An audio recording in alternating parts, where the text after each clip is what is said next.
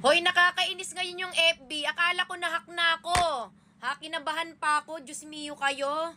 Akala ko na-hack na pati yung lahat ng account ko nawala. Sa susunod, pag may issue ka, magsabi ka. Hindi yung nakakakaba ka. Nakakakaba ka eh.